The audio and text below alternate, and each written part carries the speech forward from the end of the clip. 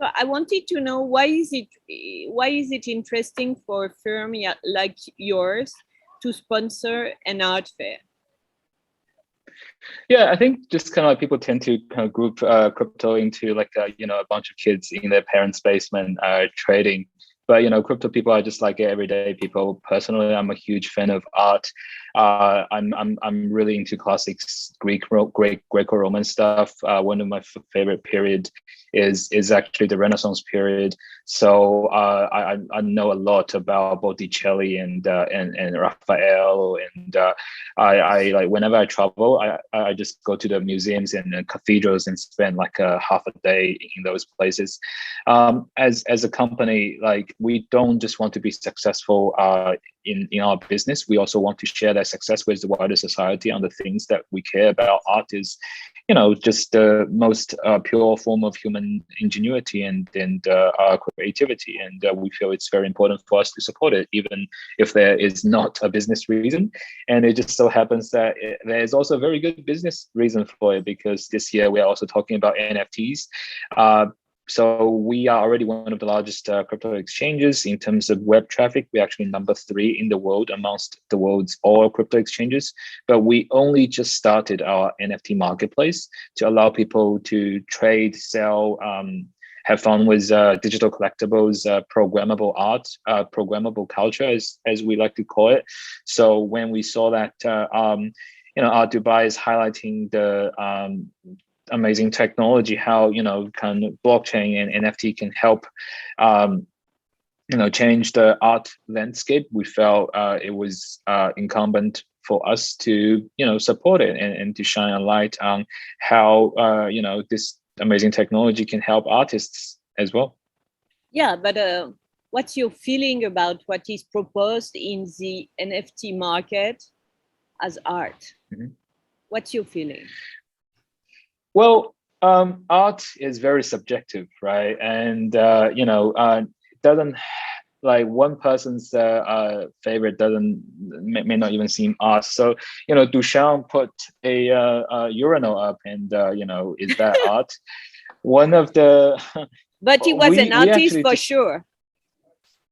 Oh, yeah, of course. And one of the most interesting things we did recently was, so we're working with this conceptual artist by the name of Shloms, because in cryptocurrency, people always talk about when Lambo, meaning when the price of a Bitcoin will eclipse the price of a Lamborghini. But we actually turned it around, that we helped him to bring a Lamborghini Huracan into a undisclosed location in the Nevada desert, and we blew it up. We blew it up, and then we collected 999 charred pieces. Shlom meticulously filmed everything, and then created a collection of dollar sign car NFTs. And the auction finished last weekend.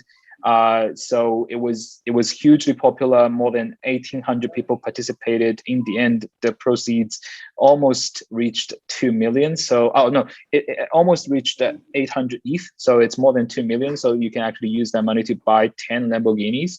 And I'm very glad to say that I'm a proud owner of a piece of charred Lamborghini.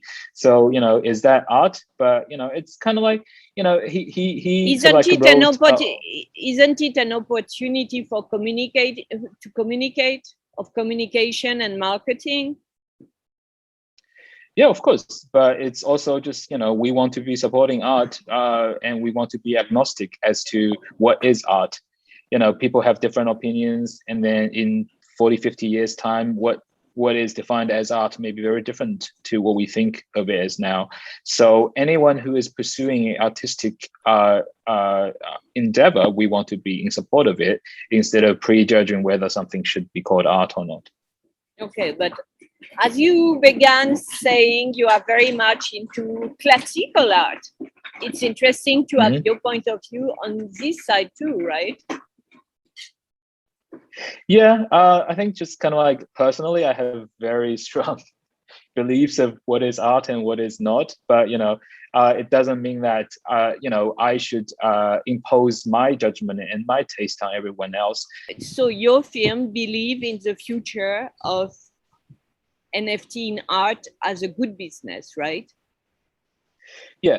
So I want to say, kind of like, I would say this without compunction, that a lot of the pieces in the current NFT market, they are probably not art, and they are probably just complete speculation. But is the technology good? I think it is, because two of the biggest problems that I see faced by the art industry is authenticity, proof of authenticity, and the chain of custody. So do you know if it's a piece of genuine art, or is a piece of forgery, or do you know if somewhere in the chain of custody it was owned by someone who kind of had some unsavory behavior, or they profited off some humanitarian disaster? A blockchain ensures that all that records is kept meticulously, and they are immutable, so you cannot change it. So it really allows just kind of art as a whole to solve this two major problem.